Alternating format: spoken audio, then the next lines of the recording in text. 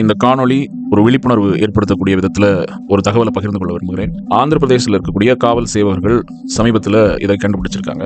அதாவது மனித ஆழ்கடத்தல் ஒரு ஆர்கனைஸ்டு கிரைம் நெட்வொர்க். அவங்க என்ன பண்றாங்க, இந்த குறிப்பிட்ட விஷயத்துல நம்ம இந்தியால இருந்து டெஸ்பரேட்டா வெளிநாட்டுல வேலை வேணும்னு சொல்லி காத்து கொண்டிருக்கக்கூடிய நபர்களை குறிவைத்து அவங்க கிட்ட ஒரு 1.5 லட்ச ரூபா கொடுங்க, உங்களுக்கு வேலை எல்லாம் விசா எல்லாமே அரேஞ்ச் பண்ணி கொடுத்துருவோம், கம்போடியால உங்களுக்கு டேட்டா என்ட்ரி ஆபரேட்டர் ஜாப் அப்படின்னு சொல்லுவாங்க. இவங்க ஒரு 1.5 லட்ச ரூபா அரேஞ்ச் பண்ணி கொடுத்துருவாங்க.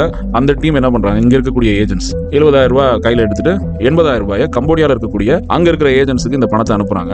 அந்த 80,000 ரூபாய் வச்சு அங்க இருக்கிறவங்க என்ன பண்றாங்க, இவங்களுக்கு விசா இந்த மாதிரி விஷயங்களை அரேஞ்ச் பண்ணிடுறாங்க. இங்க இருந்து டேட்டா என்ட்ரி ஜாப்னு நினைச்சு அங்க போறவங்க இவங்களுடைய உரிமைகள், பாஸ்போர்ட் இதெல்லாமே பறிச்சிருவாங்க. பறிச்சுட்டு ஒரு அடிமை போல அங்க இருந்து கொண்டு இந்திய நாட்டுல இணைய வழியில குற்றம் புரிவது தான் அவர்களுக்கு கொடுக்கப்படுகிற டாஸ்க். அங்க கிட்டத்தட்ட ஒரு 5,000 பேர் இங்கிருந்து அங்கு சென்று மனித ஆழ்கடத்தல் குற்றத்தினால் பாதிக்கப்பட்டு கஷ்டப்படுவதாக செய்தி குறிப்புகள்ல தகவல் வெளியாயிருக்கு. ரொம்ப கவனமா ஜாக்கிரதையா இருக்க வேண்டிய தேவை இருக்கிறது. நன்றி.